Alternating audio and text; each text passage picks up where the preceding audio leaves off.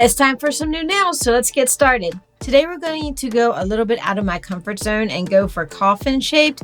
And I thought these were absolutely adorable. I love the gray and black animal print.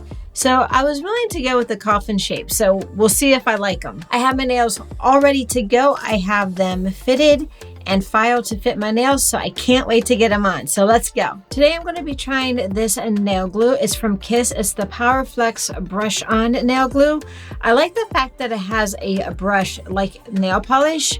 I just think it's going to be so much easier to put the glue on. I was right. It was so much easier putting the glue on with the brush. I felt like I was able to control where I was putting the glue and how much I was putting on my nail.